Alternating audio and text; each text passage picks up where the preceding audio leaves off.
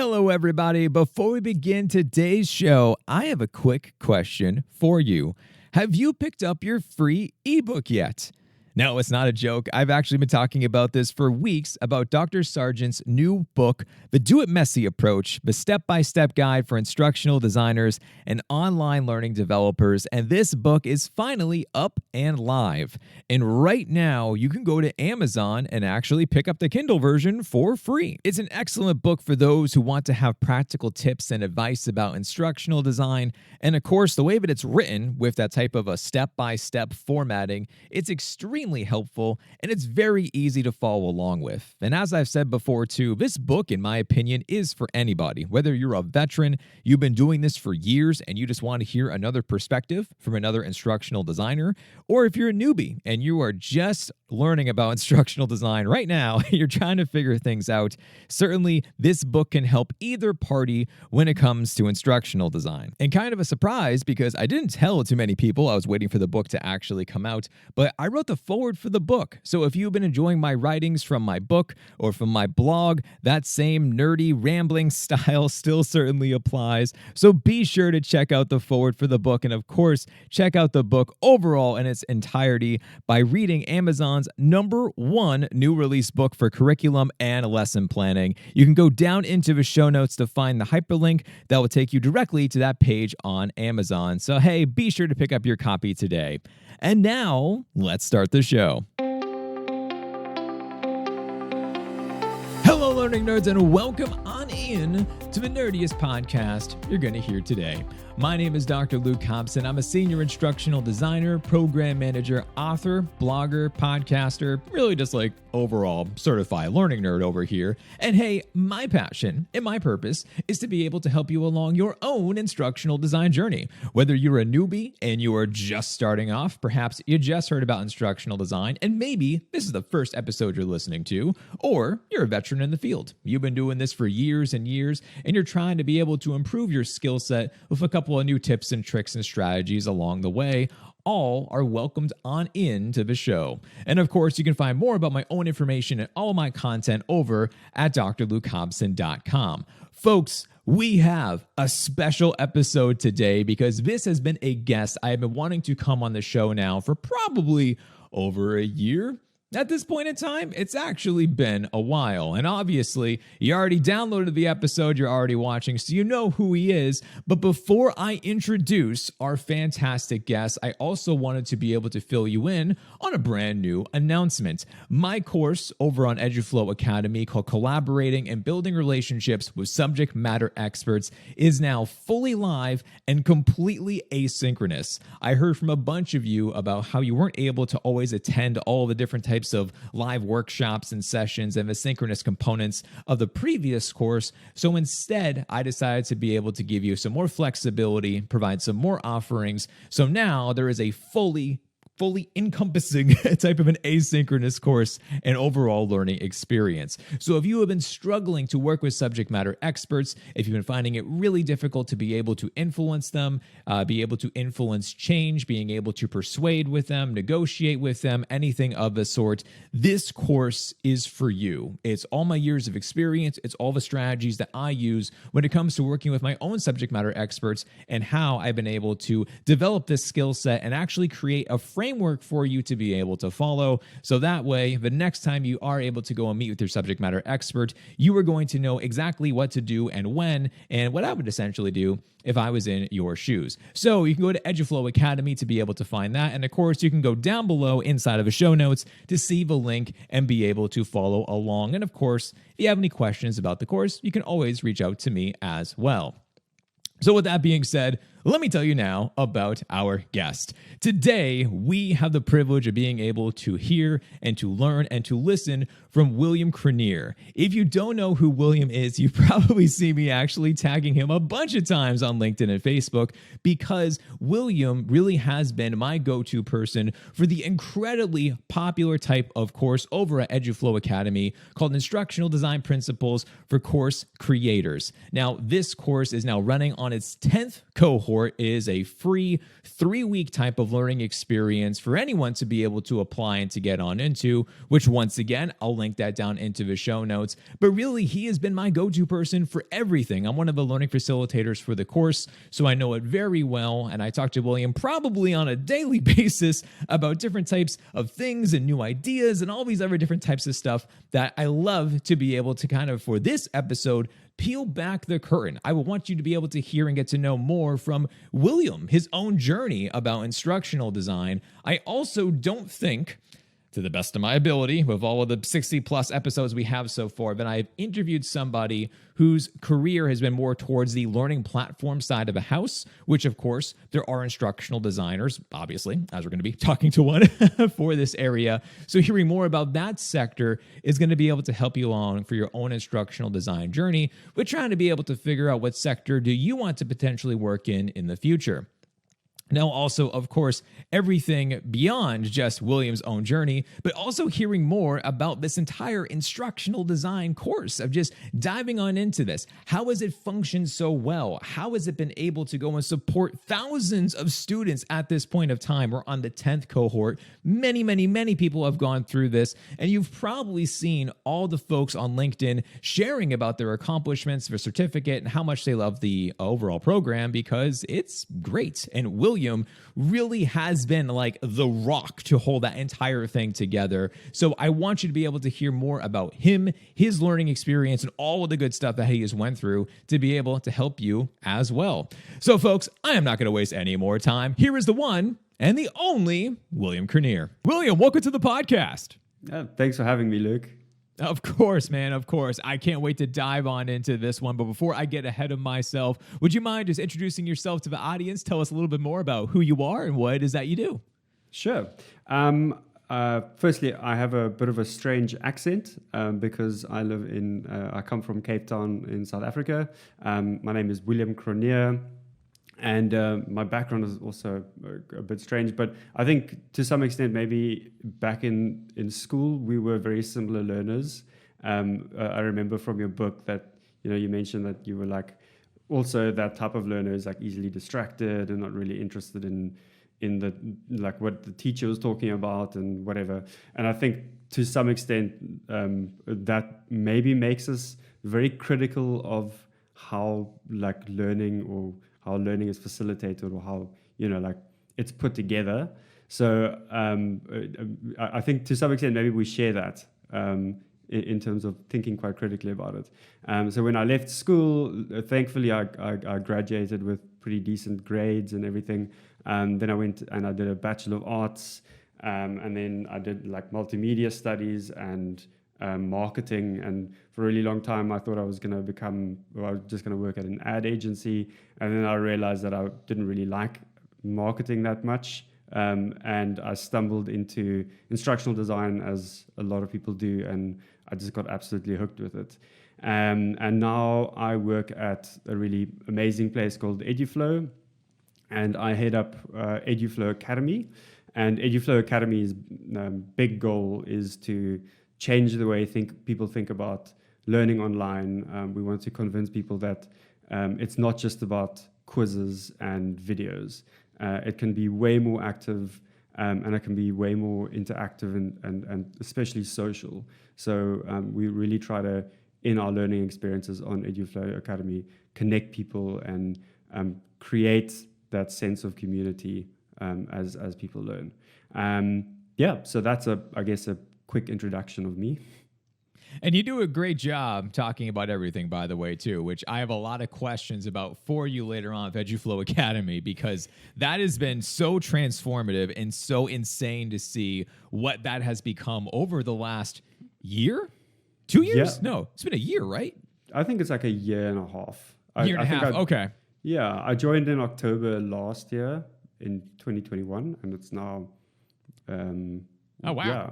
Well, oh, wow. Okay. July 2021, and now it's 2022. It's been a wild ride. Time doesn't make sense to me at all anymore. Yeah. I was just like, I feel like I've known you for 5 years when you're like, no, it's been like a year. It's like, oh. It's because we've been through so much together, Pretty much, man. Pretty much. So where I love, William, for you to be able to start with things is because of how I was thinking more about how in the day and the life kind of questions, because I'd love to know more about like your day and the life of working over with Eduflow. But I know for people out there, I don't hear as much about the day in the life of people working for an organization that's more focused on like a learning platform or learning experiences. Usually it's something more like kind of cut and dry. So it's kind of interesting that I don't hear so much about that. So can you just like elaborate more on like the day in the life of what it is that you do? Yeah, people often ask me like, questions about, my career and like, how can I do what you do or stuff like that. And I always tell them that like, I'm a very unconventional instructional designer. Not a lot of people will probably do the day in the life of type of stuff that I do. So I definitely don't think people should like take this perspective as like, this is what instructional design is. And I think I'm very fortunate to be able to wear a lot of different hats in my day in the life. And it really depends on, what the focus on is at the moment. So when I do kind of traditional instructional design stuff, it's, I put on my design and development hat. And I do research and interview people and edit videos and stuff like that. So so that's quite cool, like fun. And then sometimes I change that hat out to become a facilitator, where we run our instructional design principles or social learning experiences course, and then it's all about supporting the course participants and facilitating workshops and stuff like that. Then another hat I wear is where sometimes on the Eduflow side we work with Eduflow users to help them to use Eduflow as well as they possibly can. So that's another hat that I wear. And then another one is iterating. So on the Eduflow Academy side again, as I'm facilitating, we're also updating the course material, finding out where people are getting stuck or where a lot of the feedback is coming back as like, I'm stuck here. Then we have a very, very big privilege of being able to iterate before the next cohort.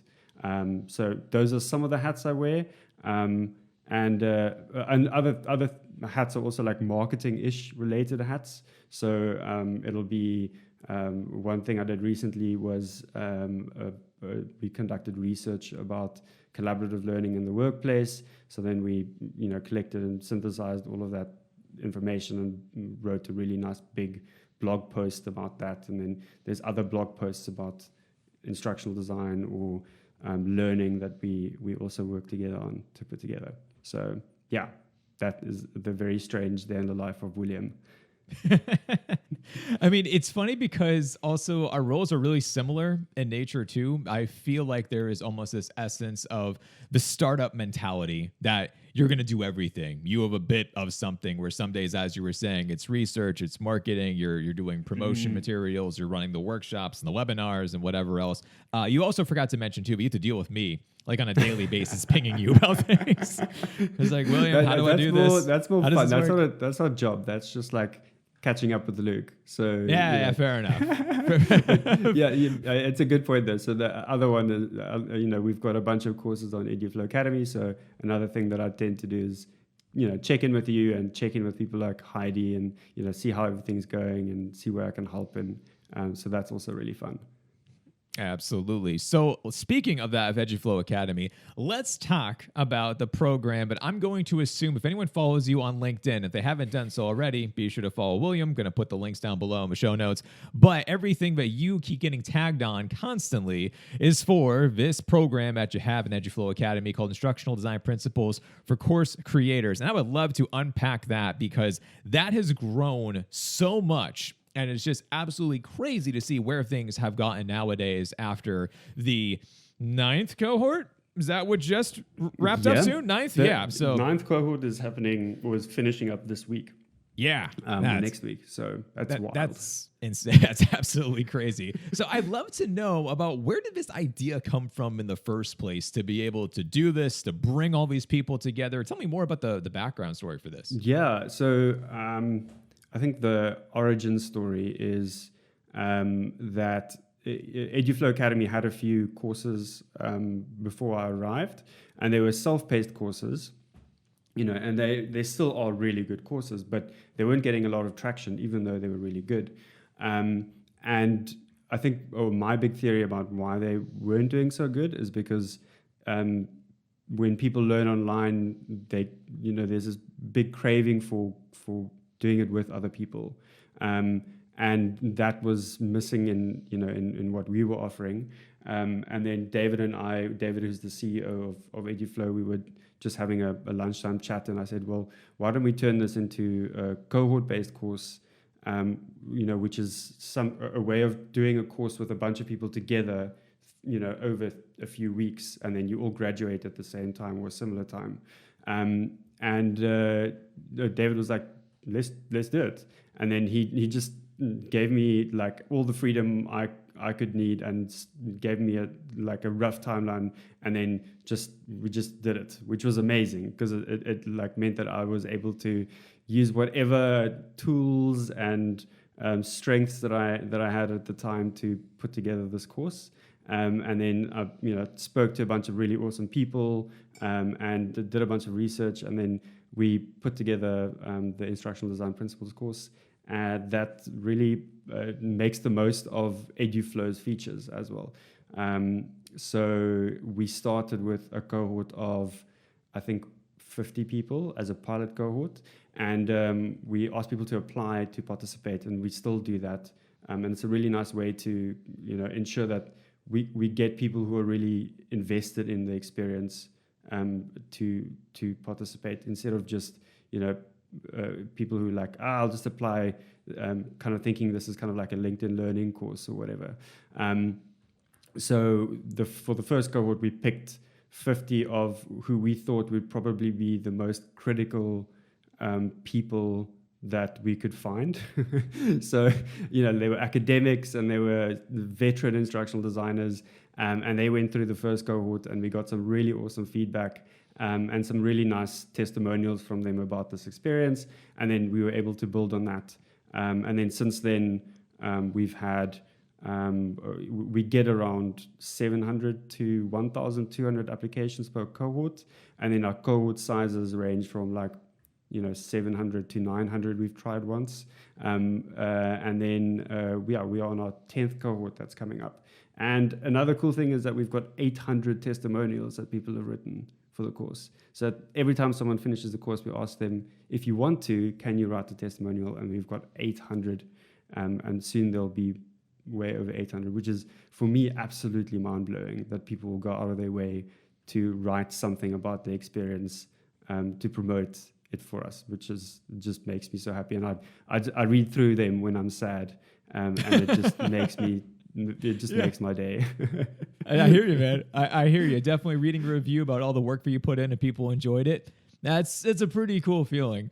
And I remember too the cohort that was like the super massive, humongous cohort, because when I did my webinar about backward design for that one, I think there was like 250 people on the Zoom call at once. And Probably. I was like, okay. It's like, this is different. I'm surprised all of you are here. And of course, the thing too that always blows my mind is that this is all learners from all different walks of life, all different countries, and of course, all different time zones.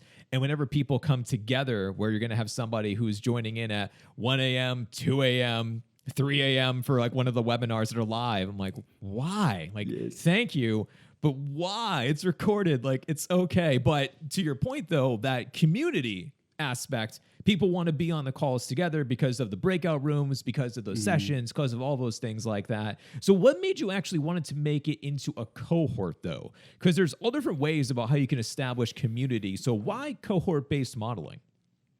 I've been thinking about cohort-based learning for a while now, and I think it's really interesting that to some extent we go through cohort-based learning experiences from the day we start school, or from the day that we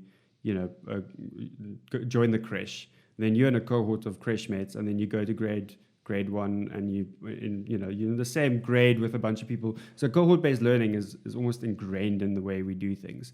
And then when you leave, if you're fortunate enough to go to higher universities or whatever, if you leave to join the professional space, all of a sudden this cohort-based learning approach is a very, very rare luxury. So to some extent, we've almost been conditioned into learning in this way. And the reason why this format has survived this long is because it's so effective. There's built into it, there's the social connection that we crave. There's also the accountability. There's the presence that you feel when other people around you are also learning and they're also sharing their ideas. It's just got so many ingredients that make it successful. And if anyone's interested in learning more about cohort learning, Wes Cow, who is the founder of Maven, or co-founder of Maven, she's got some really awesome blog posts that I recommend reading if anyone wants to dig into the space of cohort-based learning. I mean, I love cohort-based learning too, because that was the model that my doctoral program used. And that was my first introduction to it, because as you mentioned, you go through it throughout your entire years of schooling and whatnot. But then that was when someone actually said the word cohort to me. Yeah. And they were like, this is your new family. Like, they're going to help you through with writing this dissertation. Like, you're not going to always have a professor to lean on or whoever, but you'll have a cohort. And I swear that is what has gotten so much of us through and actually finished the program, where for a lot of people, they get stuck in ABD limbo and they never finish, and then it's just like, it's done. But that 100% helped. So did you have any experience beyond like going through high school and college and whatnot? Did you ever do anything with like you yourself were in a cohort as well too for a learning experience? So apart from being in school and stuff, I used to work at a certain OPM that ran cohort-based courses for executives.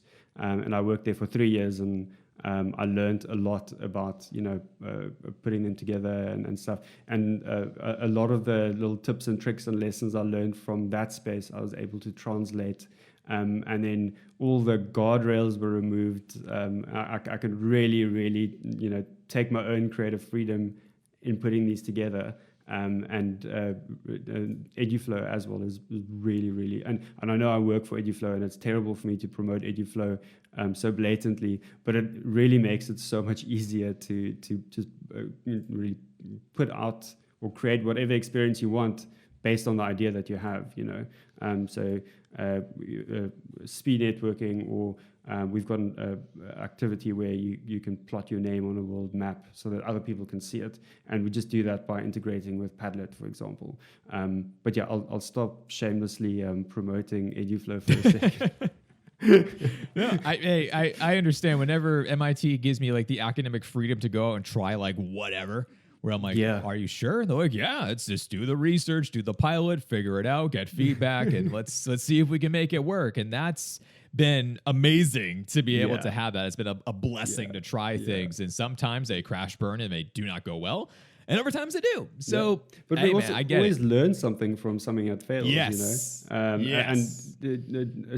I guess it depends on how you manage risk and what the risks are beforehand. But if something doesn't work, it just means we get a lot of emails from people who are confused or whatever, and it means that maybe we need to iterate, or maybe we need to take a step back and try something else. But it's always really valuable to just give it a go. It could turn into something very, very valuable for the participants. Makes sense. So as you were rocking and rolling and this thing was coming out for the first cohort and the second cohort, what was your response to things once you started to see people starting to talk about it within either the discussions or the community platform, or from tagging on LinkedIn and stuff? Like, how did you handle that? Because it really blew up overnight, to me at least. But yeah. I to be honest, I'm still blown away by the response. It really is way more positive and the feedback has been just absolutely mind-blowing. And I've really enjoyed building all of these awesome relationships with people like you and with participants. And when I see like the same people coming back over and over and over again for different Eduflow Academy courses and experiences, and like webinars or roundtable discussions or self-paced courses. Like we've got people who have probably done every single thing, like a course that we have out there, and that is just incredible to see this. These people who in the beginning I didn't really know, and now I feel like I know them really well, even though we've probably had like one or two interactions, but I can see all their posts and the discussions, and I've learned so much from how they do things, and their backgrounds, and just how they learn and how they do it so enthusiastically. It is just incredible. Going back to your question about how do I respond, like I have no idea. I've just been. Sometimes it's overwhelming. All of the different notifications and posts and tags and stuff, and I have to sometimes just put aside like an hour to try to like respond to all of these really, really amazing posts, and it just really makes me happy. It's been really cool. Oh, absolutely. Absolutely. It's been crazy. I know, same thing too, but I've seen folks go and take like my course on working with SMEs and then go jump into the IDP CC, and then other times vice versa, where they're like, hey, that fundamentals program is cool. Now I want to learn more about subject matter experts. I'm like, okay, great. So yeah, 100%. I see those same different types of folks coming in again and again. Now, one of the things that caught me by surprise 100% when we started this is that, I'm reviewing the curriculum. You and I are talking about things, and I was like, okay, this seems like it's going to be for newbies. And then I remember the first webinar that I did, and I'm seeing people, and I always ask the question when I start like a workshop, is I ask usually like, how long have you been an instructional designer? Because I want to be able to get a feel for the audience and know if I need to be able to twist or pivot or do something else like along those lines. And for a lot of folks, they were aspiring instructional designers, they're teachers, they just started out as an entry-level instructional designer. But then I would see in the chat that someone would be like, oh yeah, I've been an instructional designer for 10 years, 20 years, 30 years. I was like, then why are you here? It's like, this is interesting. Yeah. Like, this is kind of for newbies, but I learned over time, and especially with talking with you, about how for a lot of people, they want a refresher, they want a new perspective, they have a bunch of different things. But when you saw veterans going into your course, what was your reaction like for that? Because it's made for one folks, but it can serve for all. So what was your reaction with seeing all these experienced IDs taking your course? I was also, and I'm still baffled. I have a bunch of theories, and I think these people are like the epitome of lifelong learners. True lifelong learners. Like, it's easy to claim that you're a lifelong learner, but if you come across someone who is like, a maven lifelong learner, it's these people who have 25 years of experience, and you think that you can't teach them anything, and then they come into a course and they seem to be the people who are learning the most, even though they have this amazing background. And I think that mindset that they have is something we can really learn from. This assuming this identity of someone, like when you enter a learning experience, assuming this identity of someone who potentially doesn't know anything. And I've got, going back to like maybe why they're doing this. Some of my theories are, instructional design to some extent is a pretty lonely profession. Luke, you and I have like a rare privilege in the fact that we get to interact with instructional designers all the time because of what we do. You work on a team of MIT instructional designers, and I through instructional design principles course and through Eduflow, I get to interact with a lot of instructional designers. So it's very easy for us to just find someone to talk about some super obscure thing like evaluating discussions, for example, which is something we spoke about earlier. But I think the advantages that we have might not be shared by these, super lifelong learning veterans, and it might be difficult for a solo instructional designer a corporate organization where there might be an L&D team, but there's one instructional designer on the L&D team. So I think to some extent maybe you need that community of practice. You need those people around you so you can constantly learn. I think to some extent it's maybe altruistic. So there's game designers have they talk about the Bartle player types. So you have in a gaming experience, you have different gamers who play games for different reasons. So you have like an achiever, for example, and an achiever wants to play the game to complete everything, or to win. Let's say like they want to be the top of the leaderboard or whatever. Then I can't remember all the profiles, but you get like a completionist, and a completionist wants to complete every single side quest. They want to do it 100%. But then you also get killers who are trolls. So they're there to disrupt, and they are the people who make everyone else's learning experience, or not learning experience, a gaming experience, quite terrible. But then you also get the social people who are there to help others. They get joy out of helping other people play the game, and I think that type of learner is to some extent this type of learner. They've got a lot of experience and they've got a lot of wisdom, and they have a lot to share, and they are willing to take some time out to help others, and in helping others they might get some joy out of that as well. So I think those people would be incredible mentors. And the insights that they can share are just absolutely amazing. And I've learned so much just from reading what they've shared or hearing their perspectives. And then the other reason that I can think of is the meta reason. So people are participating in the course to learn about how the course is put together. And I've read this in the feedback a lot, where people are like, they say that this is a really nice example of something that I want to do in my organization. So maybe someone wants to put together a cohort-based course for their onboarding team or whatever, and they're looking at this and they're taking notes on how it's put together and stuff like that. So maybe that's like, those are some of my theories, and like if any of your listeners have, or what, viewers now, I guess, since we're on YouTube. I have no idea anymore. Yeah, just doing everything. If anyone has any theories, or if you can point me to some research about this, I would really love to hear about it. Yeah, but it's pretty darn good theory that you just pitched right there.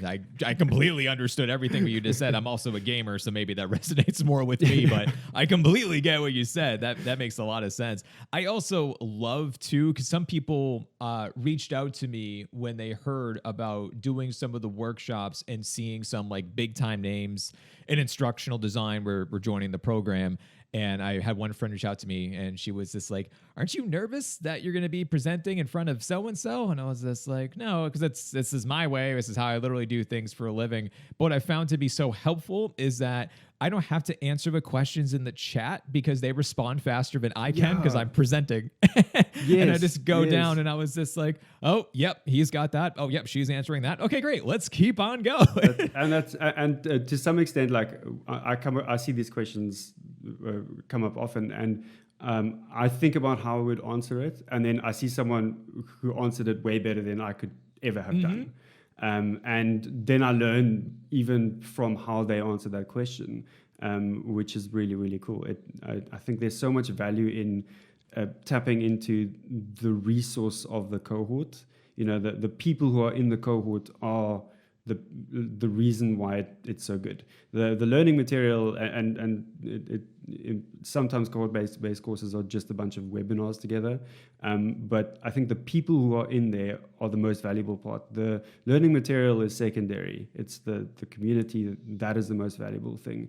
And I think in terms of design, it's really, really helpful to think about how we can maximize that resource, which is the cohort. Absolutely. And speaking of people and the cohort and learning from people, you taught me about something that I use now in all of my courses, which is speed networking. Not speed dating. I called it speed dating before. Very quickly corrected. Speed networking.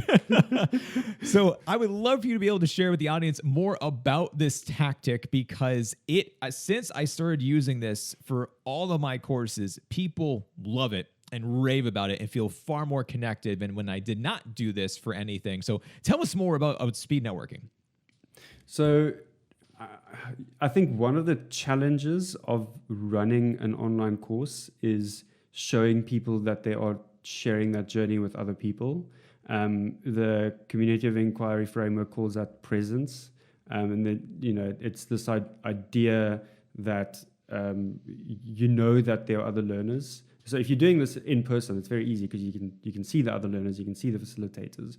But if you're doing it by yourself in an online space, you need those reminders.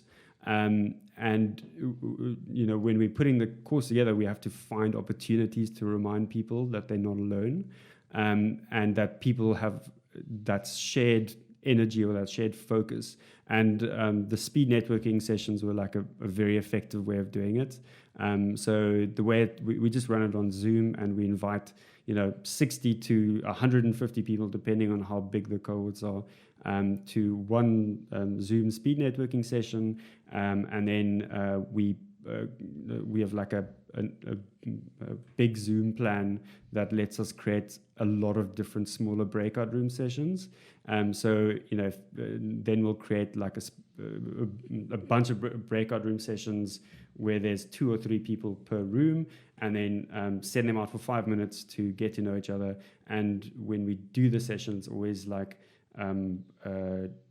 we give them an objective. We don't just say, go and talk. We say, introduce yourself, talk about why you're here. And the third thing is to find something you have in common. And I think that finding something that you have in common is quite a nice, easy, low effort quest that you can get to. And then after 5 minutes, time's up and you come back. And people always come back like, oh, I wanted more time. And I think that's the whole point, is you want people to want more, because then they'll go into the next session, and then so slowly you like, if you from the facilitator's perspective, you'll see maybe like 20% of the cameras are on. And then by the end of the session, like 80% of them are on, because people have really gotten into it, and they come back and you just see them smiling and typing in the chat, and there's a lot of energy. And I think based on the feedback and based on your perspective, or like your impression, I think it's been quite good at creating this presence, and it's like an injection of energy early in the cohort to really get people motivated to participate and to get into it. Oh, for sure. Because what I've seen within my own courses to be able to share those results is that after the speed networking sessions, then when I go and look at the discussion board posts, I'll see that they'll refer back to that networking session where it'll be like, oh, Cindy, it was so awesome being able to chat with you about your journey and blah, blah, blah, blah, blah. Can't wait to work with you more throughout the next 4 weeks, whatever. And I just see that constantly. And especially too, since for most of our courses, we do incorporate peer-reviewed based activities where you are going to be working with your peers. When you actually know who the person is who's giving you feedback or giving you comments or something like that, it makes that type of feedback so much more receptive, because now you're not as defensive, because you're like, who are you? Why are you telling me to do blah, blah, blah? You're like, no, I met you. I know who you are. Or if I didn't meet you personally, I at least can remember your background, or maybe something you talked about within the session, something along those lines. That has 100% made the communication go from, at one point in time, feeling like it was forced to make people respond to discussion boards, where I was like, someone please talk. It's way too quiet. And then by the end of week 3, I'm like, okay, I don't need to talk. You could do your thing. I'm just here to help with your questions. So it's been really cool. Yeah, this is something we wrestle with so we've got another course that we've just kicked off. We're doing cohort 2 of it right now. It's called Designing Social Learning Experiences, and this is something we talk about a lot, because in a lot of learning experiences, let's say if you want to set up a community of practice or something, and if it's online, it's very difficult to create this energy. And people always talk about participation and engagement, but I think there are a lot of barriers to participation and engagement that we can't see, and that we, like they might not be like, it might not be that people don't have access to the internet or something. They are psychological barriers. And if you are expected to get to know a bunch of strangers on the internet, we need to really, really create.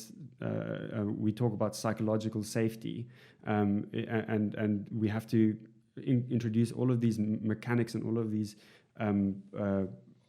ways where we can make people feel safe enough to create that first post, for example. I think one of the interesting things to think about is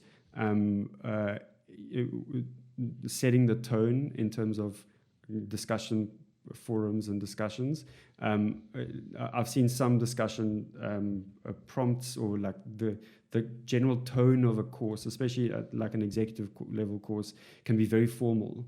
So to want to comment on the space where you've just seen these super formal English writing pieces where people like put in references and citations and everything, I can imagine like after reading that, it's very intimidating to create your own post where you just want to say, hi everyone, my name is XYZ and I'm interested in learning about this, and I don't really know about this, even though everyone else has posted about how smart they are. So we in the course design, we intentionally make our language very, very casual. We use like emojis, and maybe we won't write proper sentences and stuff, as long as it's it might will ensure that it's legible and you can understand what's being said, but it could probably be written better and more academic, but then will erode that not necessarily, but we might erode that sense of like vulnerability. So in our communication, we try to set the tone of saying, we model it, like if we want to think about Bandura, like we model a specific way of communicating, and we hope that other people replicate it, and then hopefully it kind of like jumpstarts that sense of safety. And then all of these underlying elements kind of like work together to hopefully foster this environment where we can get engagement, because we can't force engagement. We can try, we can say you have to post this much and you have to write this many words, but it'll be inauthentic to some extent, and it's like trying to motivate with the stick and not the carrot. So we want to really get that internal motivation to encourage people participation, and I think like things like that will hopefully have a big impact, and it's something we're wrestling with and we're trying to learn about at the moment. I mean, I'm glad you said too, talking about emojis, because when we think about speed networking, I know for some people they're like, well, it's not going to work for everybody because we don't all communicate in the same way. And we have seen it where people do communicate more via emojis, or they only feel comfortable using with the text chat type of a feature, and we've adapted. And I've learned a lot actually from how you've hosted and handled those things, as far as for making people stay in the main breakout room and having them come into there. And then of course we can facilitate and have a conversation in that place, instead of constantly trying to make people go and either talk about something that they don't want to talk about, or introduce themselves again for the 20th time and have to go and mention about the blah, blah, blah, where they're like, this is so tiring. And it's like, let's remove those. Let's just make that safe space, and then let's actually dive into the conversation instead. Yeah. So that's been cool. That's awesome. Yeah. Yeah. Yeah. That's been really, really cool to see. So I now want to ask you a question that I know is going to be extremely difficult for you to answer.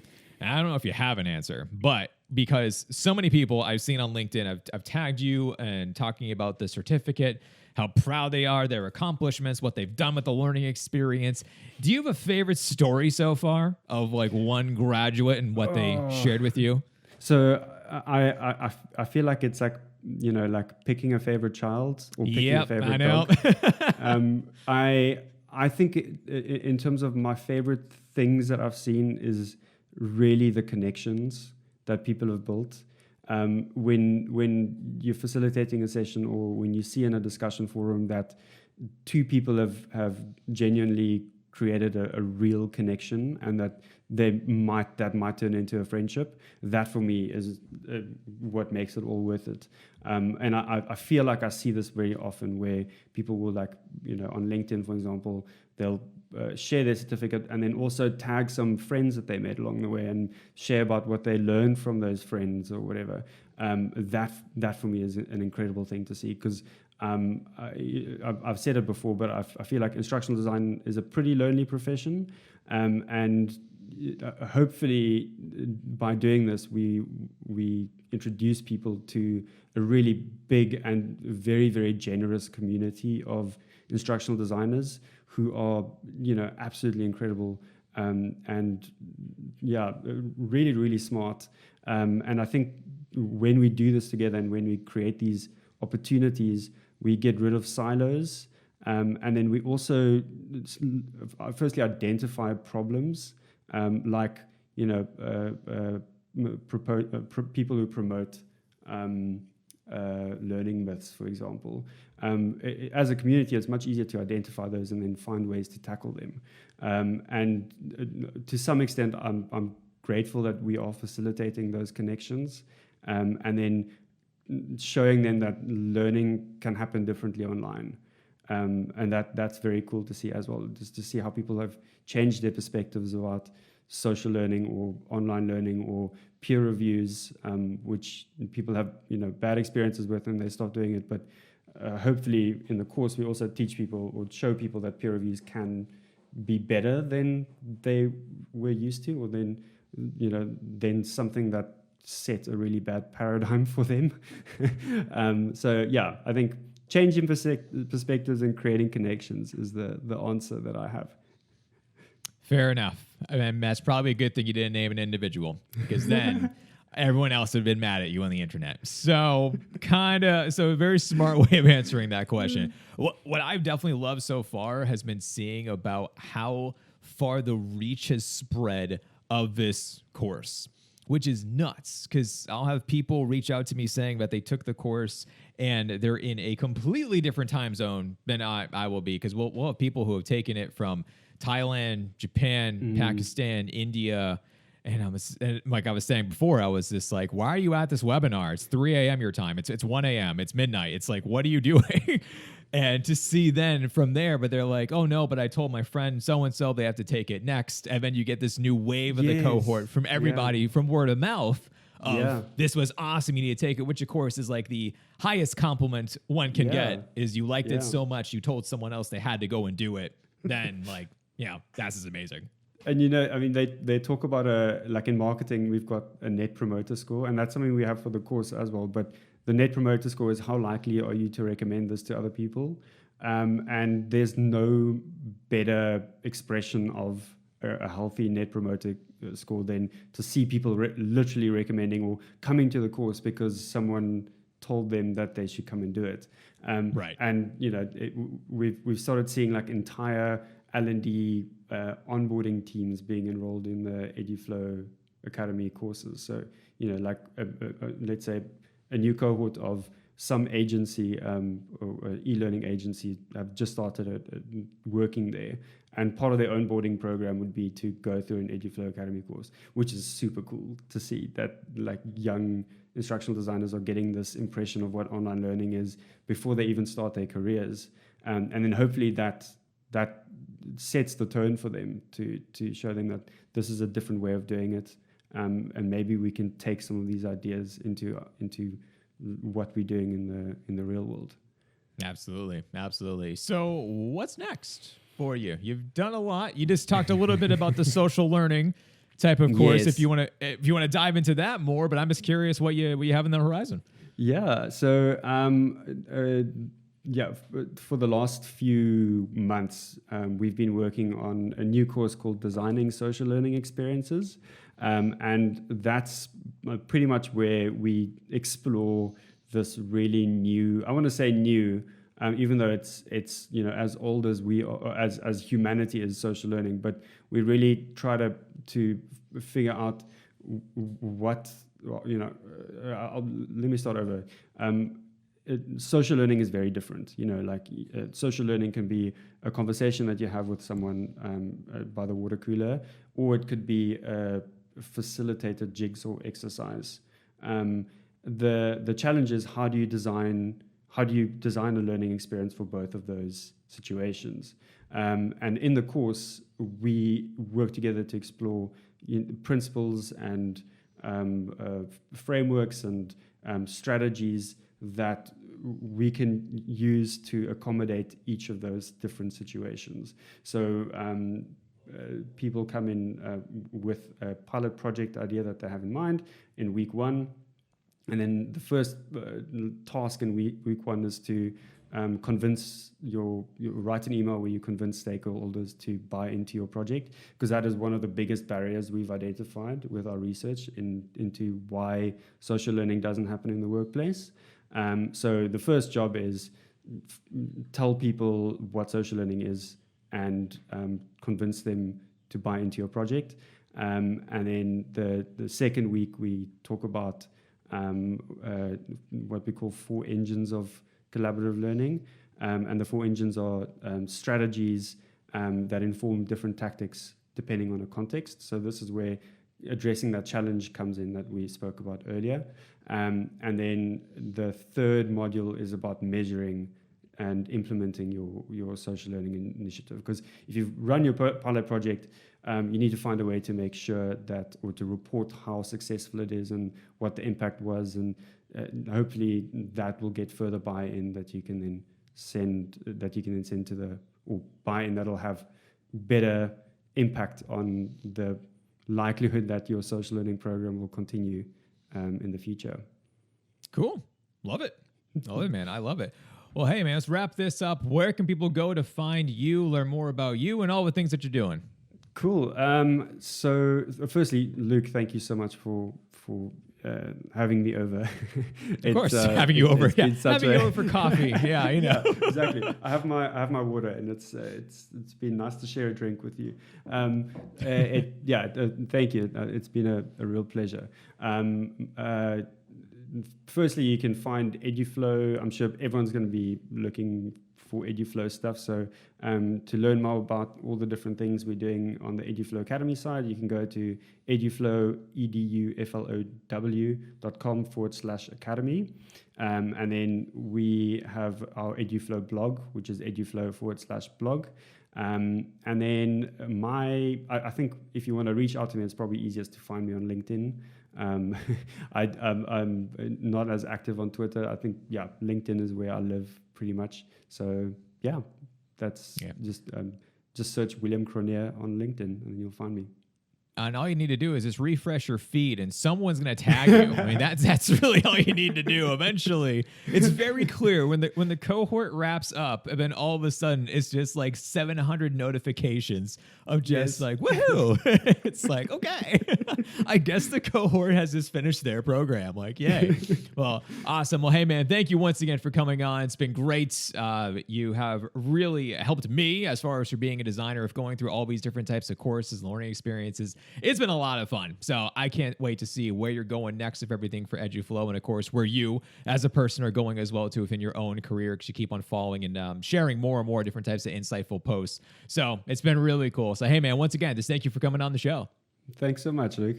Well, folks, I hope you enjoyed this episode with William. Be sure to connect with him over on LinkedIn. We also talked a lot about the instructional design principles for course creation program. And if you are a newbie in instructional design and you're curious about where do you just start with this entire journey, I would highly recommend taking this course first. It's free. It's a cohort based, as we talked about as well too. So be sure to apply for that one. The next cohort does start after the holidays. It starts in later on in January. Go down below into the show notes to find that link and apply for that one. And of course, if you ever have any questions, you can obviously reach out to myself or William, and we're happy to help you out. Speaking of Eduflow too, if you are looking for a learning platform, or if your organization is looking for a learning platform, I really can't recommend Eduflow enough. A number of you have asked me about what learning management system do I use. I do use Eduflow. Full disclosure, I am an affiliate with Eduflow because of how much I really do like the product and what it makes my learning learning experiences transform into.